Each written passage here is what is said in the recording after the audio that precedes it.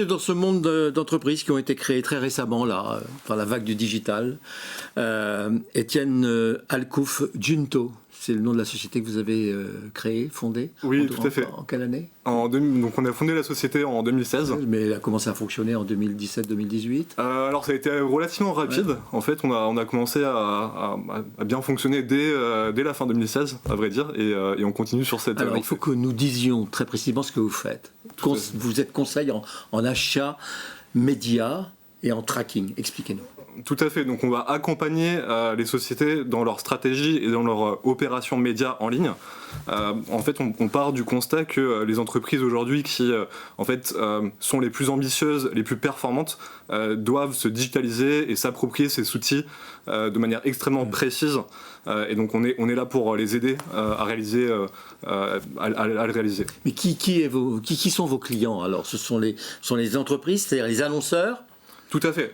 Ou les médias aussi un peu. Alors dans notre jargon, effectivement, on va les appeler les annonceurs. Les annonceurs, ouais. Les annonceurs, ouais. Tout à fait.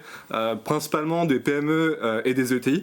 Donc généralement, c'est des personnes qui ont pas forcément les ressources en interne. On est sur un marché où il manque énormément de talents, et donc on va les accompagner via une équipe qui est recrutée, formée et extrêmement spécialisée dans ces métiers. Vous m'apprenez des choses parce que moi je pensais que les agences étaient complètement squeezées aujourd'hui par les grands les GAFA, quoi, les Google et les autres, qui décidaient de l'affectation des pubs en fonction d'algorithmes qu'ils avaient. C'est ce qu'on pense généralement. En réalité, si on prend par exemple l'exemple de Google, ils ont une stratégie très poussée de partenaires en fait. Donc aujourd'hui, on est partenaire premier par exemple sur ce média-là, mais aussi sur beaucoup d'autres médias. Hein. Google, c'est un des géants. Oui, bien sûr.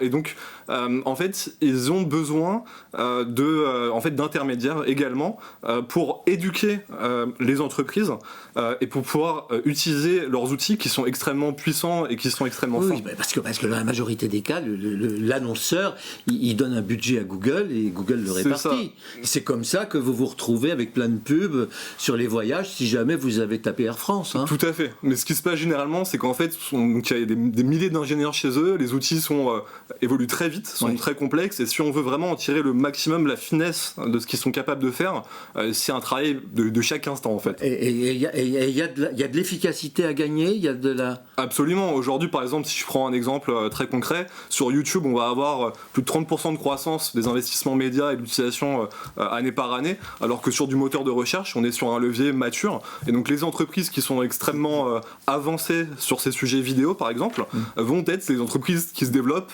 versus celles qui, en fait, ne se développent plus. Donc ceux qui vous payent, ce sont les annonceurs. Tout à fait, tout à fait.